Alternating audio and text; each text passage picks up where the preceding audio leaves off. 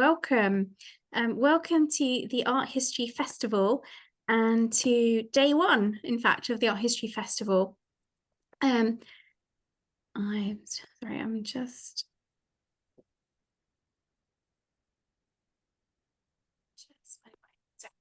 Okay, so welcome everyone. Welcome to the Art History Festival and thank you for joining us. I'm Christina Bradstreet. I'm the head of programs at the Association for Art History. So as I say, today is day one of our festival, celebrating and promoting art history. And the festival runs right through to Sunday of this week. We have 130 events taking place both online and in person at venues across the UK, from Orkney to Guernsey, with museums and galleries putting on events that showcase art history. This is our 5th year of running the festival, which we established because we want more people to know that art history, just like art, is for everyone. And we want more people to understand that the experience of art that many of us enjoy are curated and delivered by the work and research of art historians. So I'm delighted that we're partnering this evening with the art publishing house Henny, and have with us this evening the eminent Art Nouveau scholar Paul Greenhouse to talk about his new book that is published with them, Art Nouveau, The Architecture of Modern Life. So we have an hour for this event. Paul will speak for about 45 minutes and then we'll have about 10 minutes for questions. Please do write any questions that you have in the Q&A box. And it's helpful if you can write these as you think of them as we go along, because that will really help me to prepare. I'm going to hand over now to Rebecca Morrill, Executive Commissioning Editor at Henny, to introduce this evening's talk. Thanks. Hi, thank you, Christina, and thank you so much, Paul, for doing this event. We've been really keen to partner with the Festival for Art History, and it just seems like this was going to be the perfect opportunity. So as Christina mentioned, we're doing this because of Paul's new book, this gorgeous title, which is out in bookshops next month and currently on sale exclusively at henny.com. Paul, as I'm sure many of you know, has had an illustrious career at institutions such as the V&A London, the Corcoran Gallery of Art in Washington, DC, the Sainsbury Centre Norwich, and most recently at as the inaugural director of the Zaha Hadid Foundation. And yet somehow he's also manages to find time to write and research books and texts, including Ceramic Art and Civilization and an essay in Brian Clark's Art of Light. The book from which tonight's talk is drawn is really a very fresh take on the subject of Art Nouveau. And in it, Paul explores not only European cities that are very well known as centres of the style, but so many lesser known hotspots such as Helsinki, Buenos Aires, Ljubljana, and even Norwich, which was the city where I myself studied art history. In fact, 26 countries are represented overall. And it's filled with the most beautiful new photography as well, which was taken by Pete Huggins, who went with Paul travelling the globe, and they managed to get into buildings that normally are inaccessible to the public, which Paul was able to gain permission to enter. They got incredible shots of details that you might otherwise, not see, and put some of which Paul will be sharing tonight. And also really unexpected perspectives on building made possible by drone photography, such as the absolutely gorgeous shot of this building in Riga, which is on the book's cover. So this is the first talk in a long programme of events that Paul's going to be doing over the autumn, both in the UK and actually all around the world. And we're really just delighted that he's been able to find time for this and agreed to do it online, because it's fantastic to be able to invite audiences similarly from all over the world. So I'm going to hand over to Paul now and do my best to try and to manage the slides. Let me do that. Thanks, Rebecca. We could have the first slide. Yeah. That would be great. And hello, everybody, from the Orkneys to Guernsey, and I'm sure other places as well. Is the first slide up now?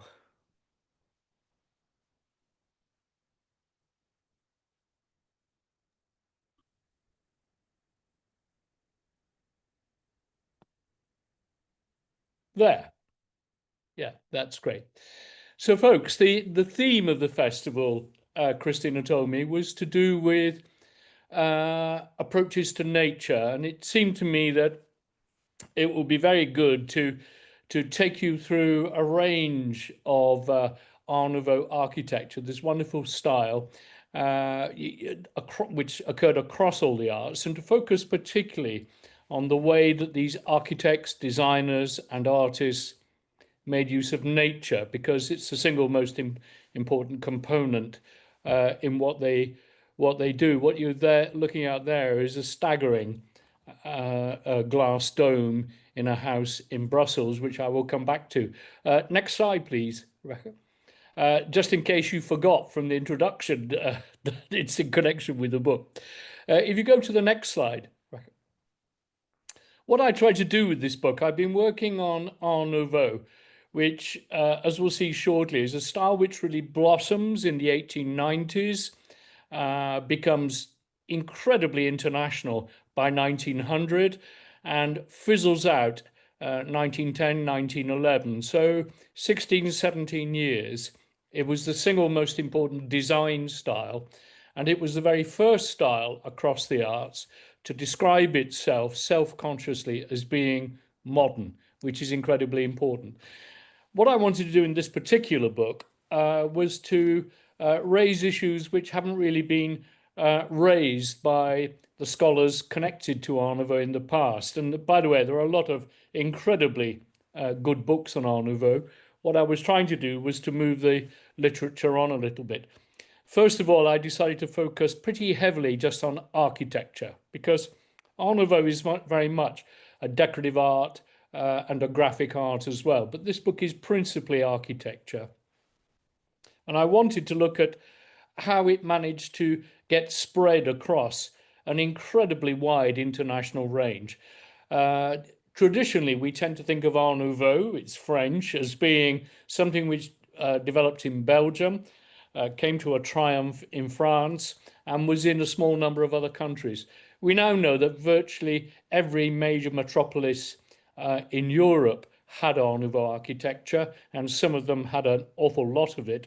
But it even spread far wider than that. It went to the Americas. There's great Art Nouveau on Cuba. There's Art Nouveau in Argentina and in various American cities. And the Japanese, who deeply influenced Art Nouveau, also went on to create their own Art Nouveau style. So it went across a very wide cosmopolitan range. The perspectives I tried to raise on it as well, as you could see there in that third point, its internationality, its modernity, the fact that it was a modernism which focused on decoration and ornament, which most aspects of modernist architecture don't. In fact, most aspects of 20th century modernism tended to reject both decoration and ornament. Art Nouveau thought, and the architects thought, that it was about modernizing decoration and ornament. It was actually a highly political style. We would say it was broadly liberal left in its outlook, in its internationality. And I also in the book wanted to look at the way that those architects and designers saw history and how history has treated them. And last, but actually the main focus of today, nature. I also wanted to intellectualize the style more. It's often seen as being a very flippant and even shallow style. In actual fact, it dealt with quite a range of complex issues. So that's what I tried to do in the book. If we went to the next slide, please, Rebecca. Art Nouveau and nature. So Art Nouveau, obviously, it's French. It means the new art. Very simple, very direct. What is interesting and ironic is that just before the First World War, when the French decided they didn't like it, they said it was completely British and not French. The British always said, it's not British. There were quite a lot of critics of Art Nouveau who tended to reject it, and it was a controversial style in its own time. But one thing it did very powerfully was to take up nature and use it in a different way. It was the principal source for the Art Nouveau architecture. And they loved it as a source for their buildings because they were, in many respects, the first mass urban generation. The cities of Europe especially, but also very much America, were growing at an incredibly fast rate.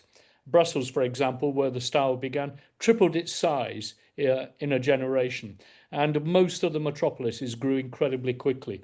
And all the kind of problems that you get with big cities came to be.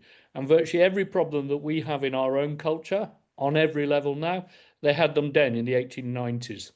And these architects were quite morally driven, and they kind of loved the idea that they could make the city feel like a beautiful garden or a forest, that they could make use of nature to transform how the city felt. And they felt that that would improve the lives of people.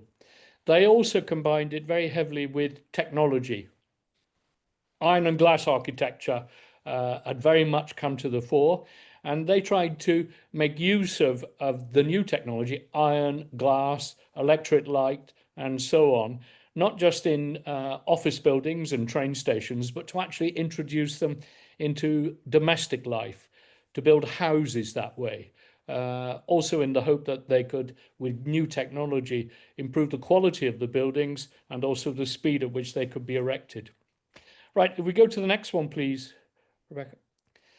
So the building you're looking at there is in Brussels. It's called the Tassel House. It's by the architect Victor Horta, and we tend to see this as the first Art Nouveau building. Now, as you look at it, it doesn't look wildly radical to our eyes, but if you look at the buildings either side of it, you can see that there is something very different going on.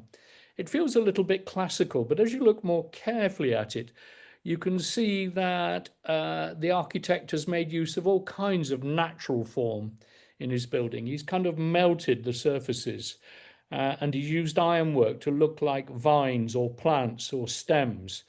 And the stone almost is like a skin being stretched over the surface. So very powerfully an essay in nature. And if we go to the next one, Rebecca, this is the entry interior of this building where you can see Art Nouveau fully developed. So this is, we tend to say, the first very fully developed aspect of the style. If you look on the walls where the stencil work is, and look at the metal work, and look at the mosaic on the floor, you can see that there's a very tense, swirling line, which has often been called whiplash line, which really gives the character to the whole thing. If you look at the metal columns as you just come up the steps and look at the tops of those columns, most architects would have done them in classical style. Here, Horta has completely broken down the capital, the top of the column, and made it look like growing plants. But again, with this very, very taut whiplash line. So the Tassel House we often see as a starting point. If we go to the next one. And then Horta did a series of houses through Brussels, and other architects around him, other Belgian architects, all picked up on the style and ran with it. You can see here in the Van Eetvelt house, a private house, this superb glass dome, which is in the central core of the building. Now, you would imagine this would be an enormous palace, but in actual fact, it's not that big, the building. Land and space was very expensive in Brussels at this time, very like it is in all our major cities. It's not any different. So the architect has jammed an awful lot into a relatively small space. And there are winding staircases which lead up to this dome, and all the rooms in the house come off it. And I'm sure you agree, as you look at it, it resonates with a certain idea of nature, which I will come back to in a little while. And the next one, please. Just look at that. That's leaded stained glass, metalwork, and aspects of woodwork, all swirling into this very, very organic, naturalistic approach. And the next one, please. This is another of his houses. This is a larger, superb house. And again, just look at the stained glass. Now, there is something going on here in nature, which will develop as we go through. Actually, we go to the next slide first. Yes, this is by a young architect who was a follower of Horta, and just look at that. It looks like a huge organic growth. And look at the buildings either side of it. So it flatly contradicts what's going on around it. It's very asymmetric. It's very, very organic. And it's hugely based upon plant forms, but perhaps more than plant forms, we'll come back to it, perhaps based also on pond life and small scale bacteria and things that you might see through a microscope, which is very much of interest to the Art Nouveau designers. And the next one, please. Right, so a style based on nature, which blossomed first in Brussels by 1895, but at that stage it didn't really have a name. It was flourishing, but it was picked up on in Paris, and at that time Paris was absolutely the art center of the world, much in the way that until recently New York has been. And basically most aspects of all the visual arts, when they became important, really were manifested through Paris, and an awful lot of the art of the world was bought and sold through Paris. And in 1900, the Parisians, who were really on top of their game, staged a giant expo, one of the most successful and largest expos of all time. And at that expo in Paris in 1900, the Art Nouveau style came powerfully to the fore. Art Nouveau gets its name, not in Brussels, it gets its name in Paris in 1895. And you can see that image there where it says L'Art Nouveau, and you can see either side all those swirly whirly sunflowers. And this is the gallery built by the dealer Siegfried Bing. He was a dealer, entrepreneur, and also himself rather an artistic character. He opened the Gallery L'Art Nouveau in 1895, and he showed much of the decorative art and aspects of architecture which were associated with the new style. And the new style got a name. It became known as Art Nouveau from then, and then the name Art Nouveau spread throughout the whole of Europe. Now, it's very important also to think about what exactly Art Nouveau is. And what I would say to you is that Art Nouveau is a style, it's not a movement. And by style, what I mean is using the 19th century idea of what a style is. These days, we just say, well, you know, he's got style, she's got style, he looks really cool, that's his style. But in the through the 19th century and later 19th century, style had another meaning as well, or it had an exclusive meaning, which was it was used to depict what a whole culture looked like, the style of an age, the style of the Victorians, the style of the Aztecs, the Gothic style. Style implied what a whole culture looked like. And at this point in time, these architects were trying to make a look for their age. They wanted to create a modern style. And that didn't mean just how I look today, it meant how the whole culture looked. So Art Nouveau was an attempt to create a style in that way, to design the whole city and design the whole of culture. And that remained a big concern right through the 20th century. Modern style and modern architecture very much had this idea of making the whole culture feel united and giving the whole culture a particular look. And that's what Art Nouveau was. Now, there are many individual movements within Art Nouveau in different cities, and it looked rather different from city to city. But they were all under this big umbrella of style, the Art Nouveau style. Actually, if we go to the next slide, please, Rebecca. I just put this slide up to make a little point of something I'm very, very interested in. I'm very interested in the history of exhibitions. I'm very interested in the history of expos. And we still have expos. And I would say to you, the expos we have these days don't seem to be anything like as important as they used to be. But the first ever expo, that is a giant fair where all the countries of the world come and you create a huge site and have every aspect of culture there. The first one ever staged was in London in 1851. And I'm sure you've heard of the Crystal Palace, if from nothing else from the football team. But Crystal Palace was the name given to the very first expo held in the world. It was held in Hyde Park inside a giant glass and iron building, which was then put up in South London, and the area became known as the Crystal Palace. And then after that, most countries went on to stage enormous expos. I just talked about Paris 1900, and it's quite hard to believe that the population of France at that time was 38 million people, and 51 million people went to the expo. So more than the entire population of France, almost double the population of France, went to the expo. And most of these expos you can see listed here. I've put the ones that were in Britain in red so you can see. So after we did the first one, we didn't really do much after that. But the greatest ones probably in France, Belgium, and in America.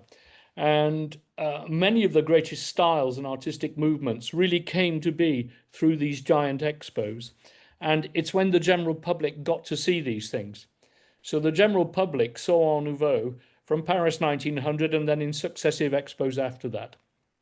Okay, if we go to the next one, please.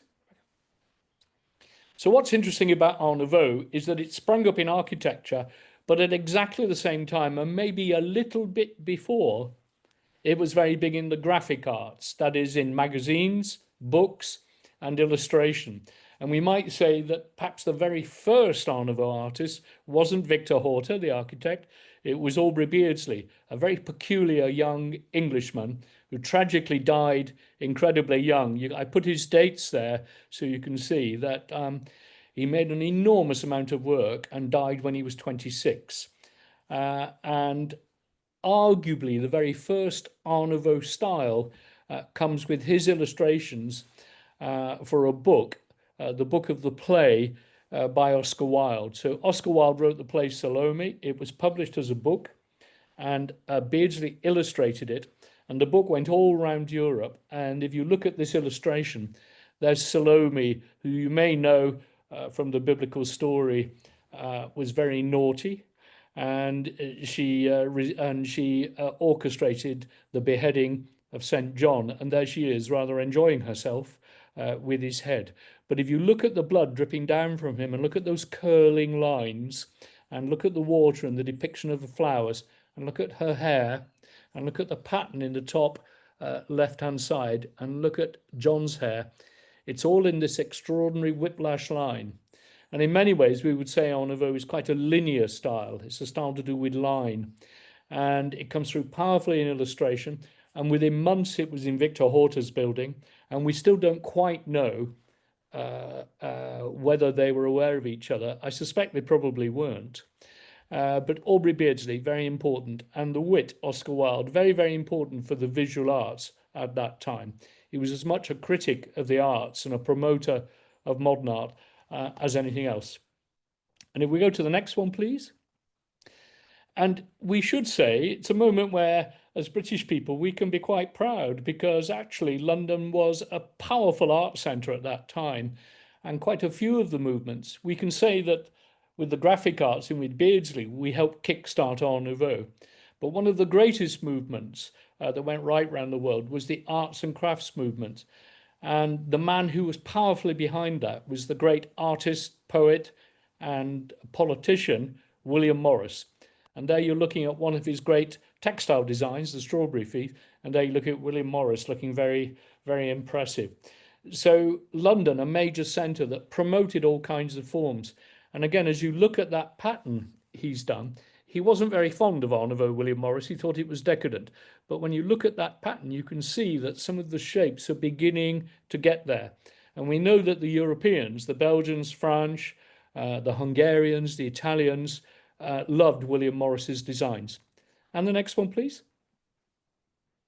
And the other thing, which is surprising and very powerful, is that the Art Nouveau architects loved Gothic architecture.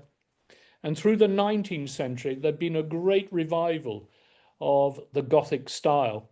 Perhaps the single most impressive building that went up in the 19th century in the Gothic style was our Houses of Parliament. And many other buildings, as I'm sure you know, in all the towns that you're sitting in and across Europe as well. There are many 19th century buildings in the Gothic style, and it was known as the Gothic Revival. And the Art Nouveau architects picked up on that. And a lot of their buildings, whilst they're very Art Nouveau, they also have something of the Gothic about them. They also love the whole idea of the Gothic as being quite dark and mysterious and symbolic. So very much like the Goths that we have around us still. And I had a brief moment myself as a younger person, as a Goth. What Goth represented in popular culture, as you know, was quite symbolic, quite dark, quite sinister somehow.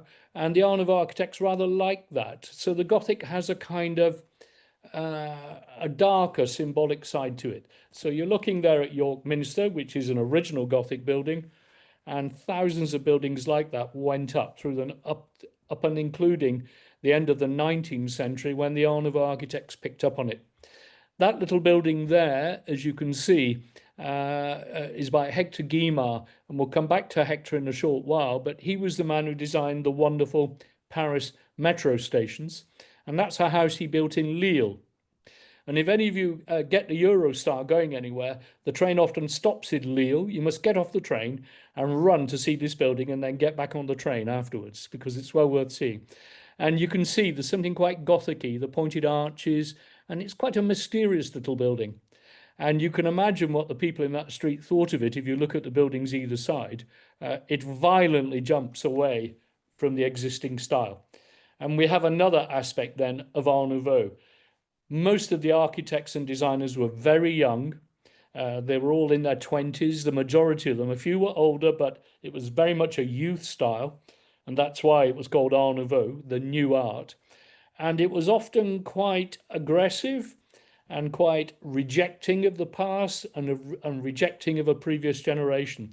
So it had an element, if we're going to say not just the Goths, it had an element of punk about it, of a youth revolt. And when you read the writings of those characters, quite aggressive and quite about how we're doing something different. We're moving life on. And the next slide, please, Rebecca. One thing that deeply influenced them all as well, apart from the Gothic and the other things I've mentioned in nature, Japan had massively opened to the world. And all the Japanese arts were deeply influential across Europe. And at the minute, I'm involved in an exhibition about Japanese ceramics. And what we're doing principally is looking at how the Japanese periodically come back and influence Britain and Europe and the Americas as well. And it seems to me we're in another moment that Japan is back. The Japan was hugely back in the 1980s and 90s, where it dominated much of what was going on. And the first time it really got a grip of Europe was in the 1880s and 90s and through to 1900, when Japanese style became incredibly popular. And you can see that lovely, beautiful Japanese print there. And if you look at the shapes and think of Antoni Gaudi, remember that name, Gaudi, I'll come to him later. That almost could be a swirly Art Nouveau building, that image. And if you look at the other side, the green, those are two bronzes, Japanese. And if you look at the green one, that's Art Nouveau line. The Art Nouveau architects just picked up on that. The only difference is those two objects were made in the 18th century, about 140 years before Art Nouveau started. So the Japanese, very important. And the next slide, please. Another hugely important influence from abroad, Islam and Islamic design. Just look at those extraordinary glass vessels. They're known as tear vases or tear bottles. The legend being that when the men went off to the war in Islamic nations, they left one of these bottles, and their family and their friends and their wives would all cry into these bottles and collect the tears. So they were known as tear vases or tear flasks. I don't know if that's true, but looking at them, those three examples are in the V&A Museum in London. Again, the Art Nouveau architects and designers knew those. And that's Islamic ceramic on the other side. So what we're saying is that a new generation were trying to change what was around them. And it is also the age of empire. And the Europeans were powerfully in touch with countries all over the world, probably for the first time. And all this stuff was flowing into the country. And the young generation picked up on many of these styles. And Islam and Japan were the two most powerful. And the next slide, please. So this is a man who wrote about Art Nouveau and supported it, John Schoeffer. And he says something which is quite interesting. Art Nouveau has reverted to nature, which is the theme today, that it might discover new beauty. Instead of copying antique ornament, the artists have once more looked about them and have copied the beauty of flowers, grasses and foliage from our gardens and our forests. During the 19th century, this was not thus. Now, we love critics, don't we? We think critics very, very important. I've never heard anything so silly in all my life. If we go to the next slide, long before Art Nouveau, many artists, painters, whatever, for 100 years had been returning to nature. John Constable, one of the greatest artists in Europe at the time and one of the very greatest British artists, spent his life painting from nature. And this is a little study of clouds he did. And the next slide, please. And right alongside the Art Nouveau architects, the Impressionists, painting from nature wonderfully. And these two enormous murals by Claude Monet, the greatest of the Impressionist artists. The top one will be about 12 meters long, and the one below it's about 4 meters long, both in Paris. So it wasn't the Art Nouveau architects and designers were not the first to use nature. They used it differently, but the 19th century was the century of a return to naturalism in many respects. And at the end of the century, the Art Nouveau designers took it somewhere else. If we could have another, the next slide, please. What they did, in my view, was that they combined it with something else which was around. And that was, there was a really huge growth in symbolism. And by symbolism, it was a movement in poetry and it was a movement in painting and the visual arts, which came to its greatest height in the 1880s and then through to 1900. These artists often were deeply interested in alternative religion, in mythology, and in creating imagery which was to do with other worlds, with the dream. Again, mythology. You can see here Gauguin, one of the greatest symbolist artists, doing alternative visions of Christianity. And that's a piece of ceramic he made. It's a ceramic mug, which is a self-portrait, where he's actually looking at Tahiti and oceanic art. But what he's interested in is not just copying nature. He's interested in developing symbolism, developing ideas that provoke you. And what Art Nouveau is about is an attempt to combine the two. They attempted to look at nature, but also to develop a symbolism, a symbology, we would call it, that brings the two together. So when you look at Art Nouveau naturalism, you think of forests and trees, but you also think of spiritualism, mythology, and often other aspects of human outlook as well. It's quite sexy. The forms are often very sensual, and the nature in Art Nouveau often mimics human bodies. It looks a bit like human beings being fused with nature. And this was the influence of symbolism impacting their outlook and their combination of that with nature. Right, if we go to the next one, please, Rebecca. So the new naturalism in design and architecture. There's something else going on. In 1859, Charles Darwin published The Origin of the Species. And it, alongside other great writers across Europe, he wasn't unique by any means, but The Origin of the Species put forward the idea that we evolved, that we're not above nature. God didn't make us and then put us in this nice garden. We are actually animals ourselves, and we evolved alongside the natural world. So the story of evolution. Towards the end of the 19th century, what people also tied this to was the idea that human beings also evolve and that we're evolving all the time. And this was put forward as being to do with progress. And the Victorians especially, and then the early moderns in the 20th century, loved the idea that look how we've progressed, how we have evolved from previous conditions, from previous human conditions. So modernism was very heavily powered by this notion of development and change. Now, probably a more important book that Darwin published was The Descent of Man, which he published in 1871. And in The Descent of Man, he actually puts forward the idea, as I've just said, that human beings, humanity itself evolves and changes. Now, one of the darker aspects of that was that he said, look, we Western people have evolved more than many other peoples in the world. And it was the beginnings of what became scientific racism, which we know to be wholly false and untrue. but it was very powerful in those days. Now, the Art Nouveau architects and designers are quite innocent of that darker side, but they did love the idea of evolution and human progress, and it affected the way they dealt with nature. The other thing they were very interested in was the idea of instinct, that art is an instinct, and that to be an artist, you have to get down to your deeper feelings and the deeper feelings of what it is to be a human being.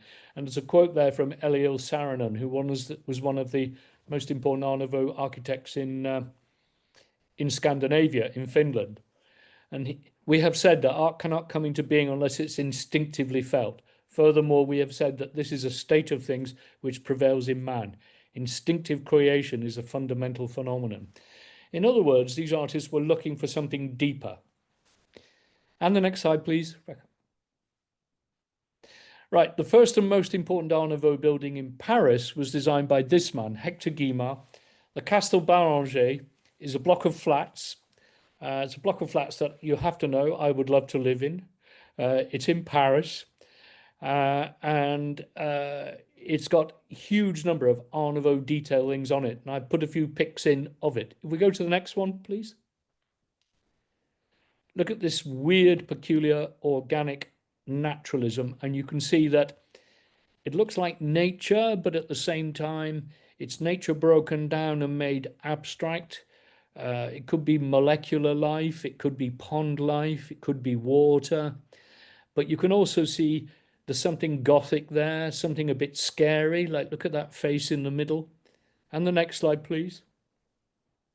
This is inside the foyer. So just think, every day when you go to work, you come out through this. How wonderful is that? But again, you can see this is an organic approach to nature. And the next slide, please. And look at these strange, peculiar creatures.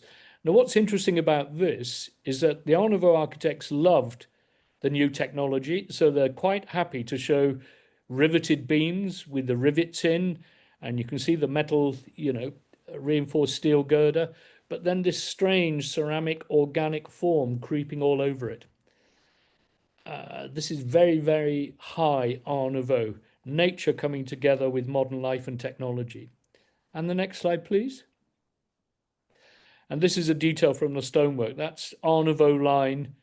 That sums up the whole style. This organic, swirling line that somehow, is it water? Is it a plant? It's really about organic life. And the next slide, please. And this is a building in the eastern French town by Henri Sauvage, who was one of the Art Nouveau architects, and Louis Majorelle, who was an Art Nouveau furniture designer. And this is Majorelle's house.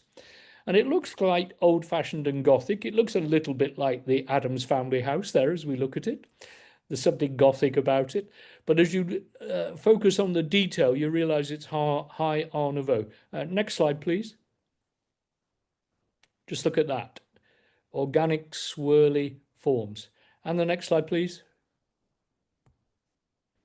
And I think this little one moves about, doesn't it? This one. Can you make... yeah. So it was a great time to be a ceramic designer and a glass designer and a stained glass designer. Now, I would say to you that is a pretty fantastic fireplace, and I'm sure you'll agree. And then on the other side, a fireplace against the wall. And the next one, please. And again, I think that's a pretty fantastic fireplace. That's not in the same house, that's in another house, but it was made in Nancy, in this little French town. That's in the Met in New York. And I would have that in my house, I think. And the next one, please. And now I just want to show you how it exploded. As I was suggesting, we traditionally thought that it begins kind of in Britain a bit, then it's Belgium, then it's France, and it spreads a little. But in actual fact, we now know it exploded everywhere. And one of the factors that slowed everything down was that the Cold War, when the whole of Eastern Europe was under the control of the Soviet Union, we went for many decades of not really knowing what was happening in those countries. And many of you watching who want to go on and be professional art historians, I recommend it to you. It's a great life. There's a huge amount of art historical work to be done again in Europe because finally, after all these decades, oh yes, yeah, we need part 2, Rebecca. Yeah, the next one, yeah. We're just changing the slides, folks.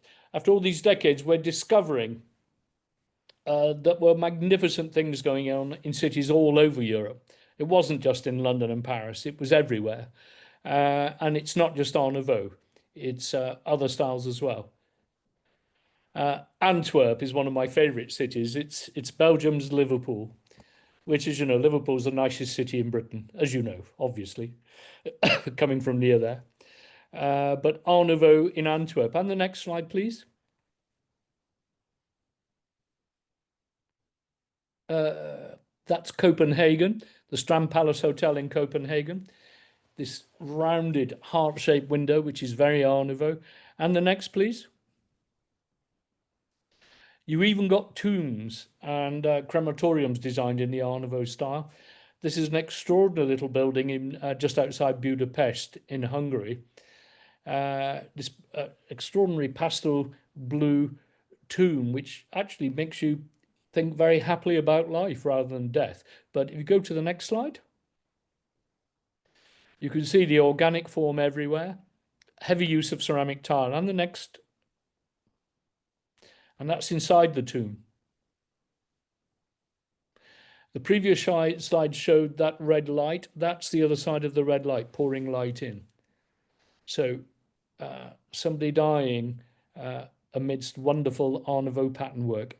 And the next, please. Zagreb. Most of the Baltic states, most of the countries gathered around Serbia and to the south, Serbia, Croatia, Macedonia, they all had Art Nouveau. And this is Croatia, this is Zagreb, an apartment block. And the next slide, please. And perhaps the most extreme and magnificent place for Art Nouveau is Barcelona. Very much went its own way, and its greatest architect was Antoni Gaudi. And I do recommend that if you're going to go to Barcelona, next year is the centenary of Gaudi's death, and the Barcelonans love Gaudi, so there are going to be all kinds of festive events around Art Nouveau next year. This apartment block he built, and again, what would I give to live there? Good gracious me. And recently restored, and much of it now a museum. La Pedrera. And the next slide, please. And this is Art Nouveau at its greatest height, where wild, organic, natural form, swirling forms. It's like pebbles, it's like the sea, it's like the forest, but it's also structured so that it works in the city environment. And the next slide, please. That's inside the Casa Batlló, a Gaudi building. Yes, organic form. It's almost like a coming together of amoeba-like forms, isn't it? And the next slide, please.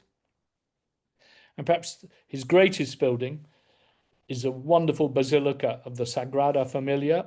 It's been built since 1883. It's not finished yet, but if you go to Barcelona, you can see them working on it, bringing it to completion. And the next slide, please.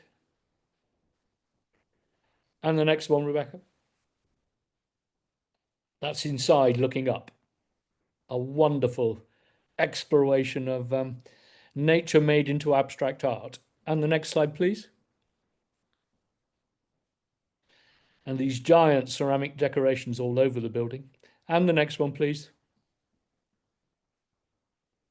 That's one of the main doors in. Just look at that for naturalism. And the stained glass inside pours over the building, making it look like a magnificent, peculiar, wonderful sunset, perhaps. And the next slide, please. And I just thought to conclude, I would knock through mainly ceramic, because I think Art Nouveau ceramics has been ignored, and it is wonderful to show you the range of things that got made between 1890 and 1914. So natural objects and natural details of buildings. Okay, next slide, please.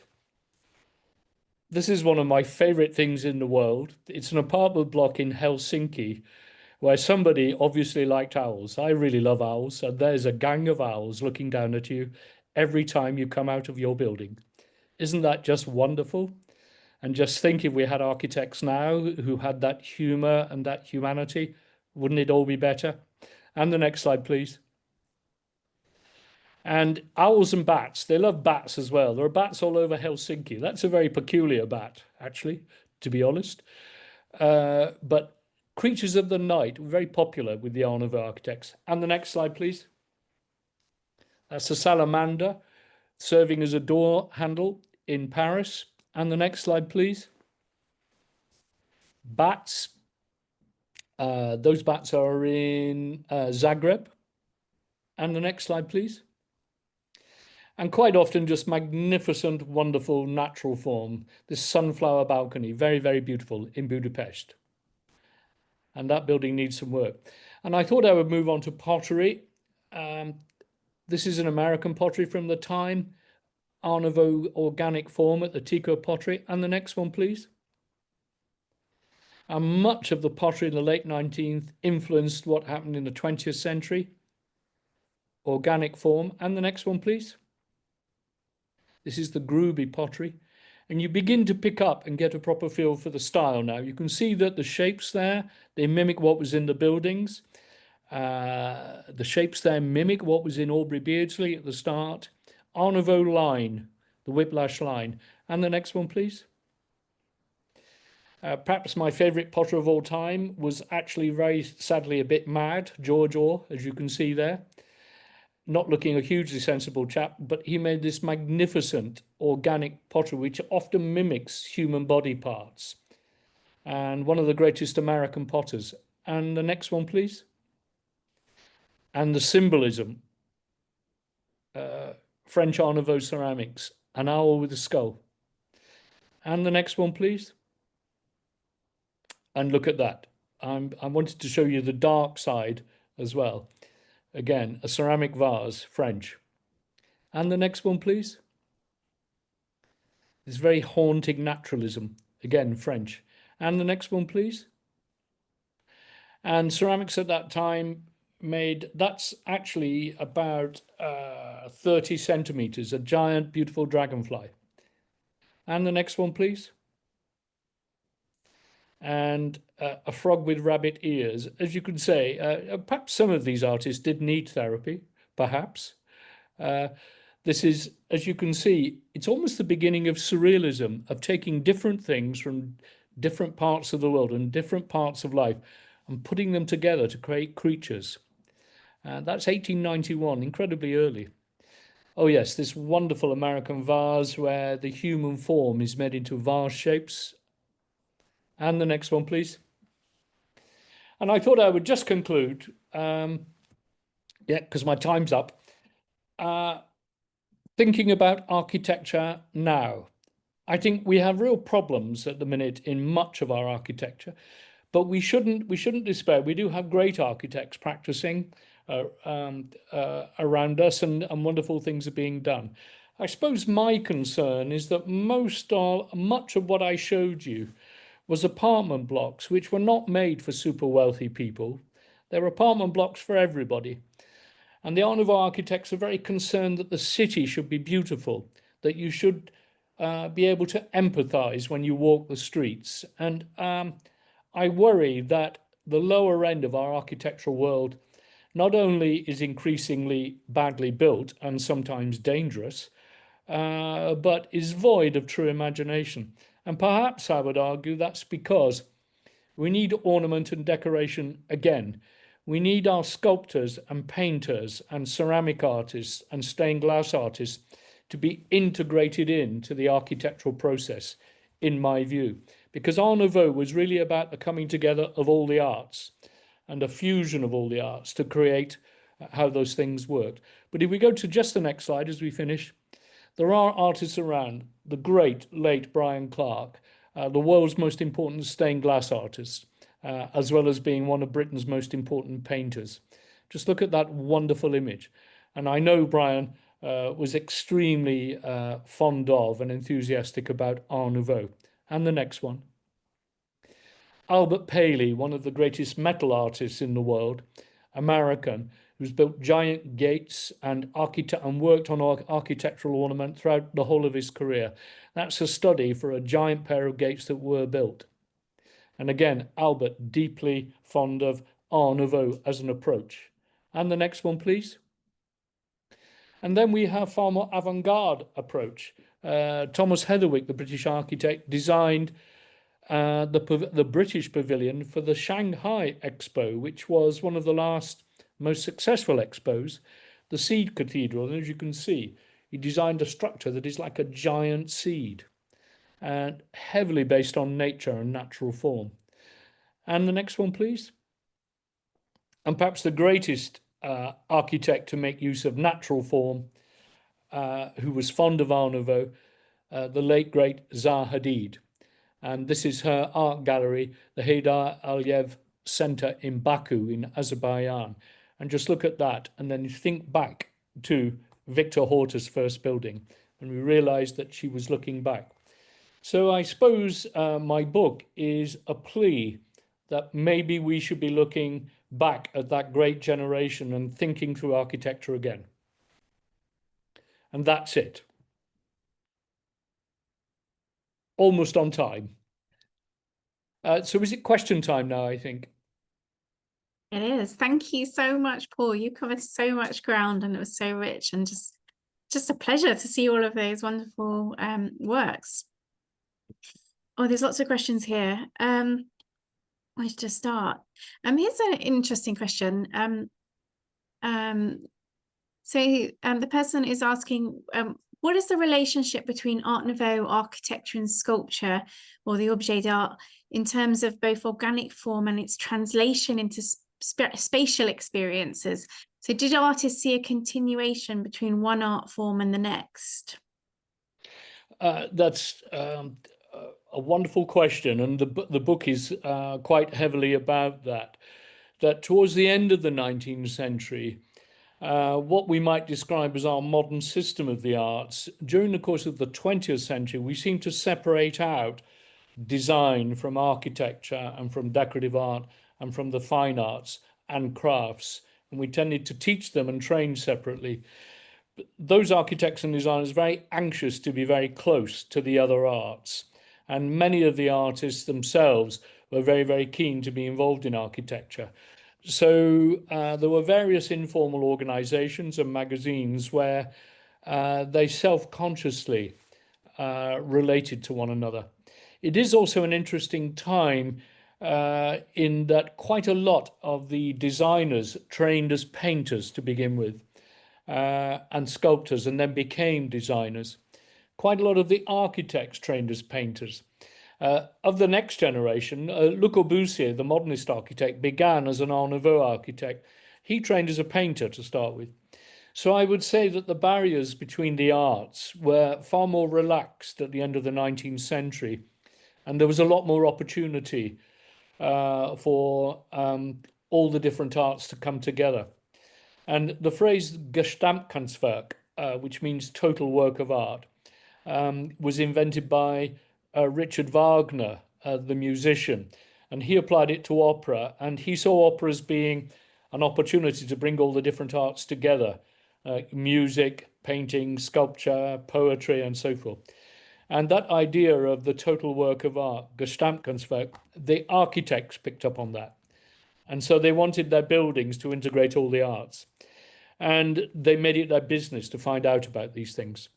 And I would say we need to be thinking that way again.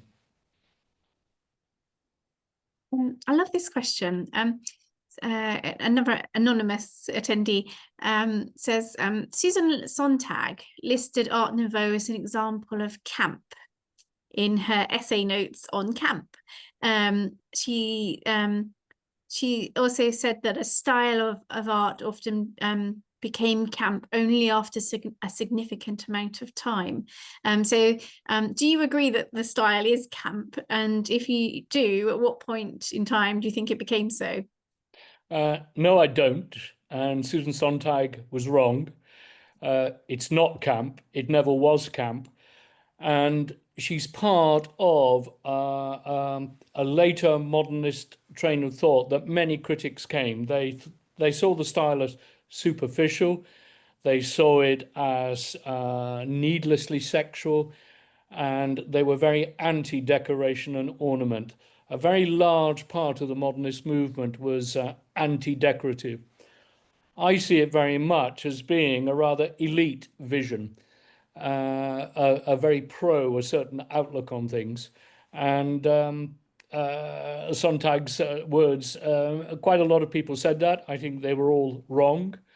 It was fashion of the time, and she was simply speaking in terms of the fashion of the time. And John's asking about the scientific influences on Art Nouveau. So you mentioned the microscope, but are there other scientific influences?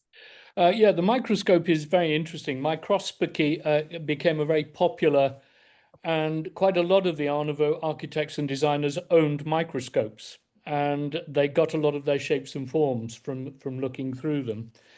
And they were very, very interested, most of them, in combining the new engineering technology as it came out. They were extremely keen on having electric light in their buildings as soon as they could. And really, electricity in terms of city lighting, it's really the later 1880s and 1890s where it really happens. So engineering technology, and also the glass and ceramic artists, very interested in developing new ways of developing lusters and different color forms and so forth. So spilling over into chemistry.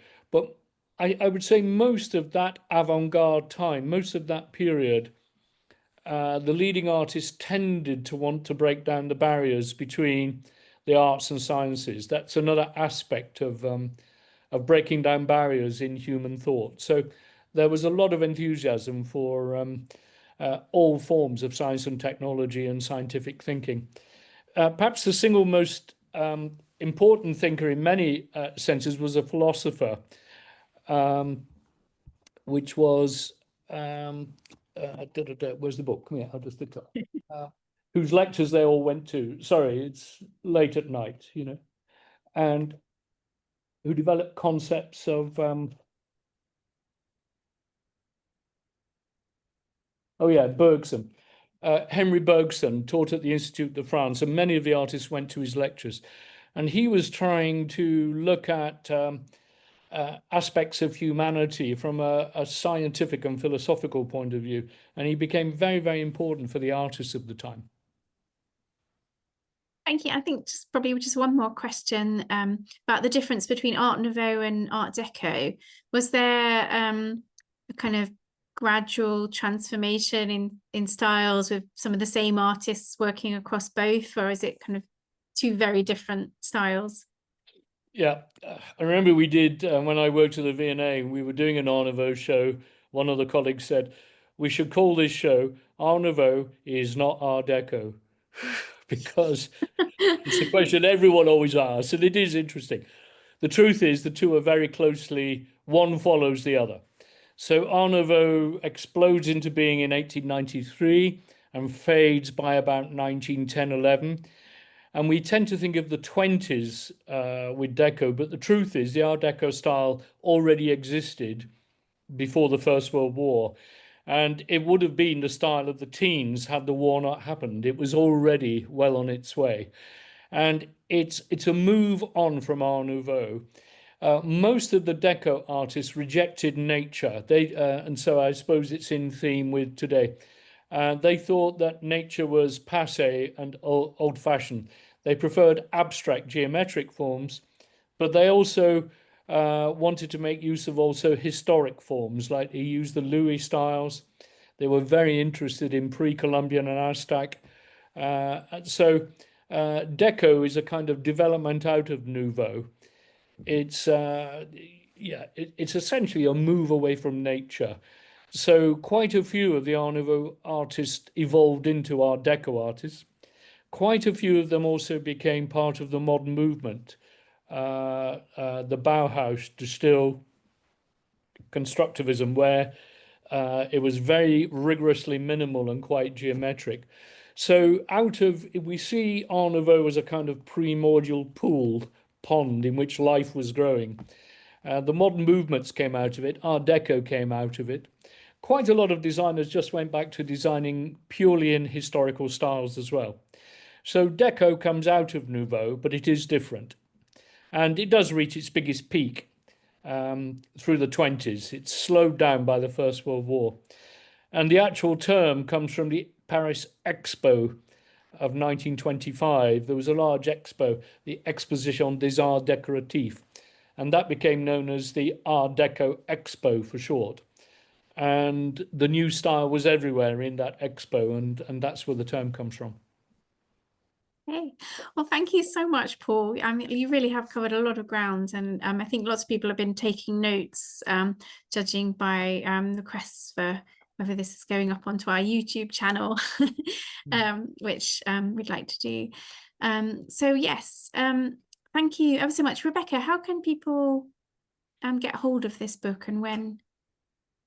Yep, so it's going to be out in bookshops on the 23rd of October in the UK and around the world, and in the US on the 21st of October, but and likewise on online stores. But as mentioned, it's currently already on sale on henny.com. So if you can't wait for another 5 weeks, and who can, then yeah, definitely recommend you get onto Henny and order your copy from there.